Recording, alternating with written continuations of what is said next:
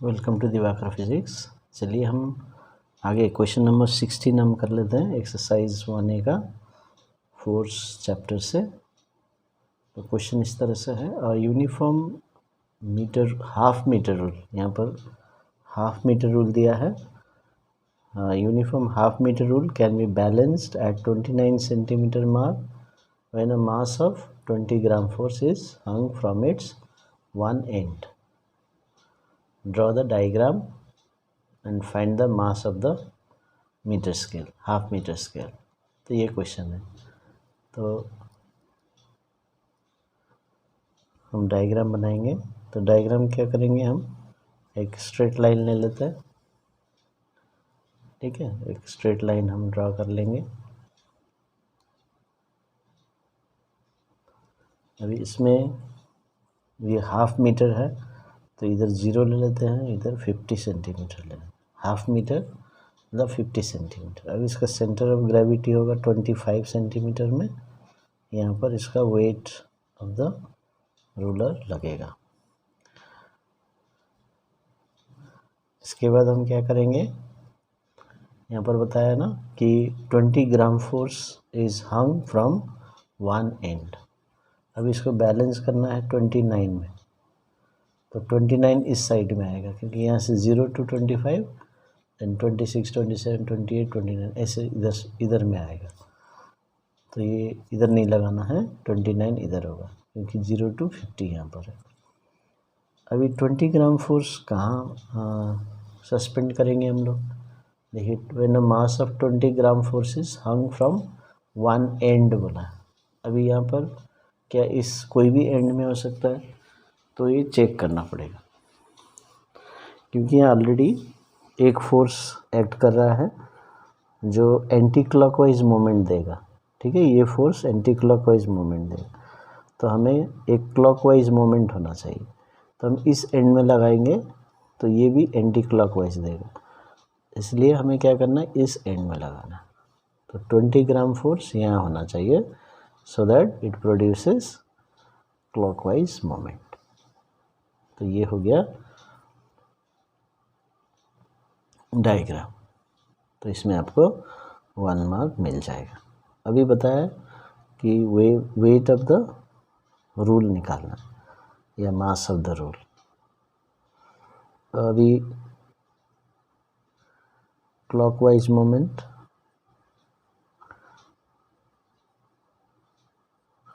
तो ये clockwise moment दे रहा है 20 इंटू 50 माइनस 29।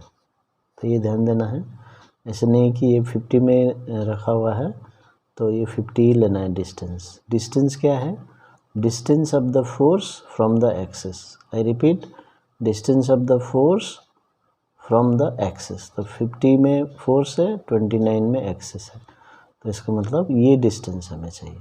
तो 50 तो यहाँ से लेकर यहाँ तक है ना, 0 यहाँ से शुरू होता है, लेकिन हमारा एक्सिस 29, तो 50 माइनस 29, so 20 इंटू 21, तो 420। तो ये हो जाएगा ग्राम फोर्स सेंटीमीटर।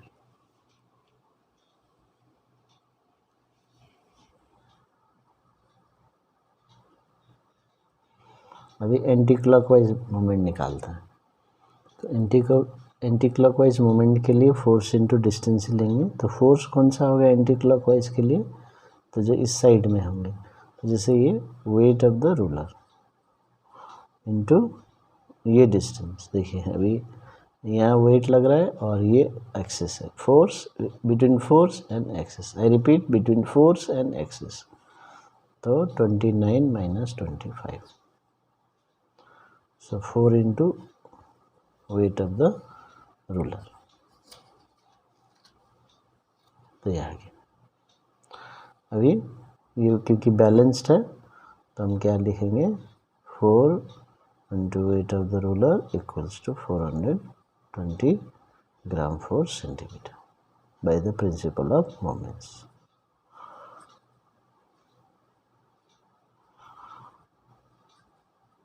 तो वेट आ गया 105 ग्राम फोर्स। तो मास क्या होगा 105 ग्राम। तो जो भी वेट ग्राम फोर्स में होता है या केजी फोर्स में उतना ही मास होता है, ठीक है। तो इसलिए 105 ग्राम फोर्स है तो मास 105 ग्राम होगा।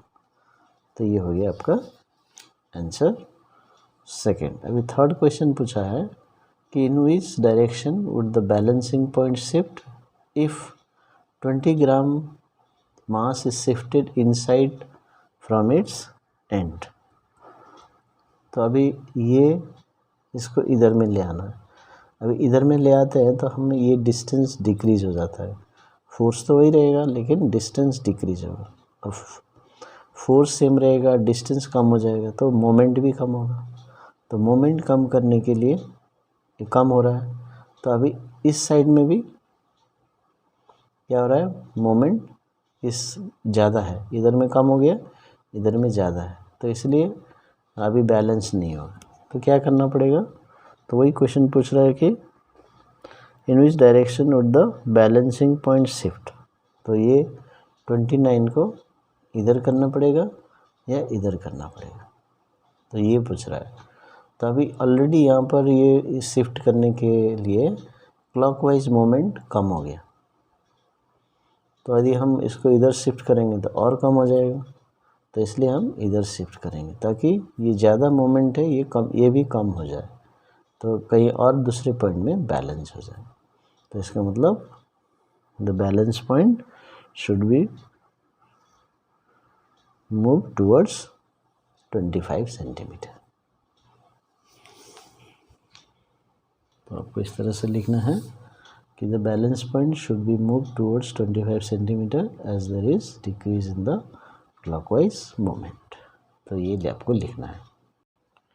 क्वेश्चन 17 में हम ध्यान देंगे, a uniform metre rule of mass 100 gram is balanced on a support at 40 centimetre mark by suspending an unknown mass m at 20 centimeter mark. Find the value of m. तो अब कैसे करेंगे, तो इसको हम ये यूनिफॉर्म मीटर रूल, तो फिर हम इसमें एक लाइन खींचेंगे, ठीक है। तो हम इसको डायग्राम बना लेते हैं। यूनिफॉर्म मीटर रूल, आपको सिर्फ एक लाइन बनाना है, या 0 लेना है या 100 लेना है। मीटर रूल, ठीक है, हाफ मीटर होने से 0 to 50। अभी यहाँ पर बोला है balanced, it is balanced on a fulcrum. Fulcrum मतलब एक सपोर्ट होता है about which the scale can rotate, उसको नाइफ एज भी बोल सकते हैं, एट 40 सेंटीमीटर। तब देखिए ये जो 100 सेंटीमीटर है ना, तो 50 सेंटीमीटर में इसका वेट लगेगा, और वेट दिया है 100 ग्राम फोर्स। देखिए मास दिया है 100 ग्राम, तो इसका वेट होगा 100 ग्राम फोर्स। तो इसका मतलब क्या है कि 50 सेंटीमीटर मार्क में ये वेट लगेगा हाफ पॉइंट पे। ओके, अभी ये हो गया, तो ये 50 सेंटीमीटर, और बैलेंस कहाँ कर रहे हैं हम लोग, uniform metre rule of mass 100 gram is balanced at 40 centimetre. तो बैलेंस्ड 40 इधर होगा, तो यहाँ पर है आपका एक्सिस ऑफ रोटेशन, और ये वेट इधर आ गया। By suspending unknown mass at 20 centimetre mark, अब ये 0 है, ये 40 है, तो ये 20 होगा। तो यहाँ पर एक अननोन मास सस्पेंड किया m ग्राम, तो इसका वेट हो जाएगा m ग्राम फोर्स। मास है m, लेकिन फोर्स होगा m ग्राम फोर्स। तो हमारे पास डायग्राम आ गया, और कोई फोर्स है नहीं है, तो यहाँ पर ये फोर्स क्लॉकवाइज मोमेंट दे रहा है, ये एंटी क्लॉकवाइज दे रहा है। तो हमें क्या करना है भाई, एंटी क्लॉकवाइज मोमेंट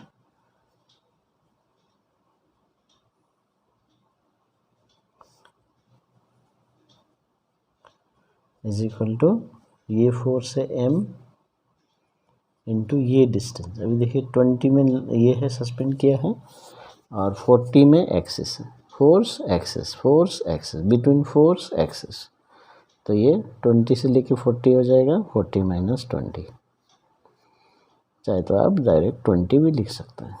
सो 20 m ग्राम फोर सेंटीमीटर। अभी क्लॉकवाइज मोमेंट क्या होगा, क्लॉकवाइज मोमेंट ये फोर्स प्रोड्यूस करा, देखिए 100 ग्राम फोर्स इनटू इसका डिस्टेंस, फोर्स इन एक्सिस 50 और 40 का डिस्टेंस क्या हो जाएगा, 50 माइनस 40, 1000 ग्राम फोर्स सेंटीमीटर।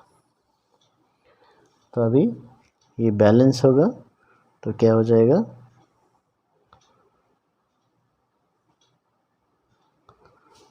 ये दोनों इक्वल हो जाएंगे। सो 20 m ये वैल्यू और ये वैल्यू इक्वल कर दीजिए, तो m इज इक्वल टू 50 ग्राम, ठीक है। तो 50 ग्राम मास आ गया। अभी दूसरा क्वेश्चन में जाते हैं हम लोग। दूसरा क्वेश्चन में इस तरह से है, to which side the rule will tilt if the mass m is moved 10 centimetre mark.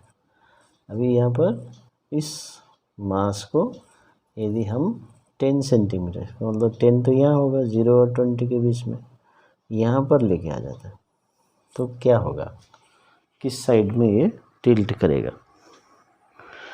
अभी यहाँ पर देखिए सिंपल कॉन्सेप्ट से आपको समझ में आएगा। जब ये यहाँ था तो इधर का मोमेंट और इधर का मोमेंट इक्वल था। अभी हमने इसको यहाँ शिफ्ट कर दिया तो क्या बढ़ा दिया हमने, डिस्टेंस बढ़ा दिया। फोर्स तो वही है m 50 ग्राम फोर्स, लेकिन डिस्टेंस बढ़ गया। तो फोर्स इंटू डिस्टेंस, मतलब डिस्टेंस बढ़ेगा तो मोमेंट भी बढ़ेगा। अभी ये फोर्स कौन सा मोमेंट दे रहा है, एंटी क्लॉकवाइज मोमेंट। तो अभी एंटी क्लॉकवाइज मोमेंट बढ़ जाएगा तो ऑब्वियसली वो एंटी क्लॉकवाइज मोमेंट टर्न होगा। तो इसलिए आपको लिखना है to which side the rule will tilt. So the rule will tilt on the side of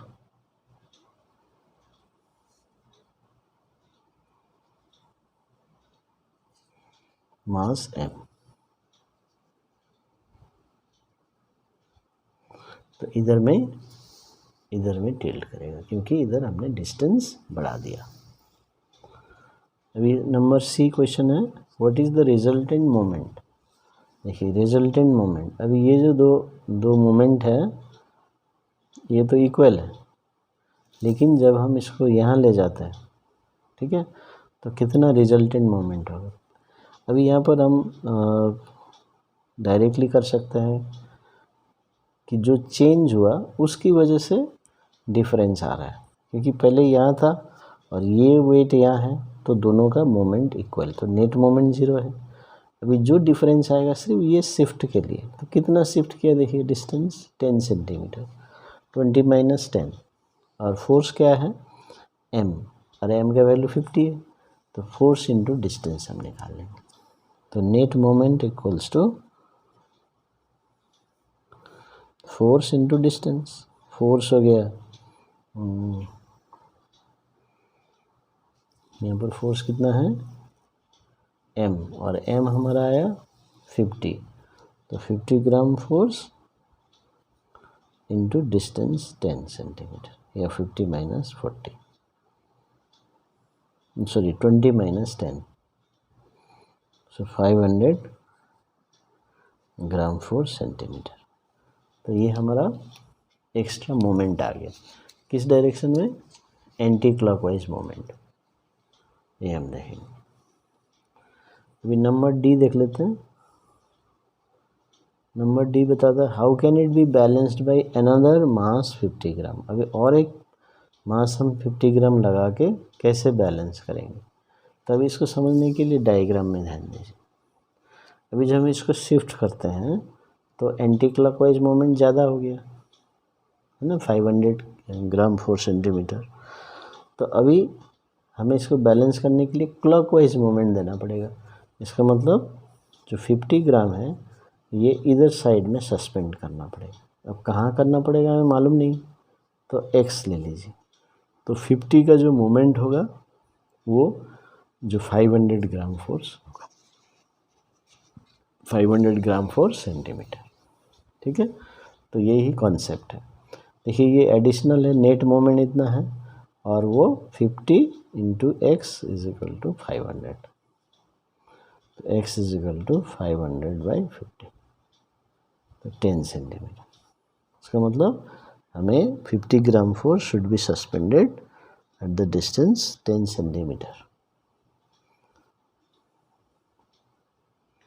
तो हम लिख देंगे,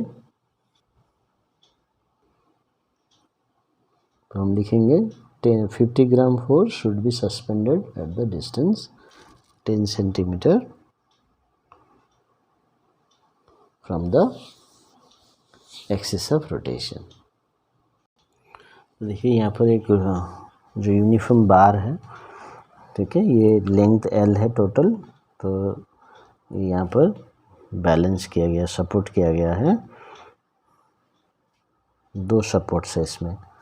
तो 2 सपोर्ट होने के वजह से यहाँ पर ये लोग नॉर्मल रिएक्शन लगा रहे हैं R1 R2, और इसका वेट है W, स्केल का वेट दिया है W। तो अभी हम निकालना है in equilibrium R1 and R2। तो ऑब्वियसली इसमें कोई नंबर नहीं दिया है, तो हमें in terms of W L हमें नॉर्मल रिएक्शन निकालना है। तभी यहाँ पर देखिए इक्विलिब्रियम, तो इक्विलिब्रियम में नेट फोर्स 0 होता है ना, तो इसका मतलब W is equal to R1 plus R2 हो जाएगा, क्योंकि ये R1 और R2 एक ही डायरेक्शन में लग रहे हैं स्केल पे ऊपर की तरफ, तो ऐड हो जाएगा। और एक ही वेट यानी कि एक ही फोर्स नीचे लग रहा है यानी कि W, तो इसलिए अपोजिट फोर्सेस इक्वल होने से तो बैलेंस हो जाता है ना। तो इसलिए R1 plus R2 is equal to W। ये ऊपर की तरफ लग रहा है, ये नीचे की तरफ लग रहा है। Total forces in the upward direction should be equal to total forces in the downward direction. तो इसको इक्वेशन 1 ले लेते हैं। अभी दूसरा हम कंसिडर करेंगे रोटेशनल मोशन का। ठीक है, रोटेशनल मोशन। अभी ये R1 किधर रोटेट करने का कोशिश करेगा, नॉर्मल रिएक्शन देखिए, तो ये ऊपर की तरफ, इसका मतलब ये क्लॉकवाइज हो रहा है, क्लॉकवाइज। तो क्लॉकवाइज मोमेंट क्या हो जाएगा,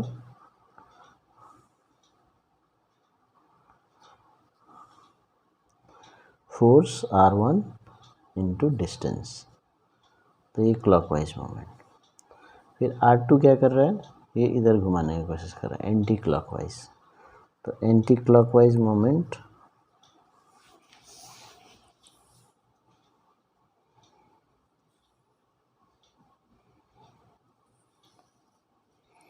इज इक्वल टू, फिर से ये R2 है, R2 is equal into L/2।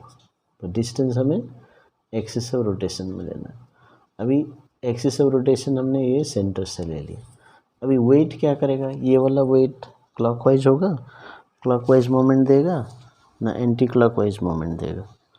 तो ये कोई भी मोमेंट नहीं देगा, क्योंकि नेट मोमेंट इसका 0 हो जाएगा, क्योंकि जो moment force into distance, force W है लेकिन डिस्टेंस 0 है। देखिए क्योंकि ये एक्सिस में ही एक्ट कर रहा है, इसलिए इसका डिस्टेंस 0 होने की वजह से कोई मोमेंट नहीं होगा। तो ये बैलेंस्ड है, इक्विलिब्रियम है। तो clockwise moment is equal to anti clockwise moment. So R1 L/2 R2 L/2, तो ये कैंसिल हो जाएगा। फिर R1 is equal to R2 आ गया। तो ये दूसरा इक्वेशन है। तो इसका मतलब फ्रॉम फर्स्ट एंड सेकेंड हम क्या लिख सकते हैं, W is equal to R1 plus R1 लिख सकते हैं। देखिए मैंने W is equal to R1 plus R2 है और R2 is equal to R1।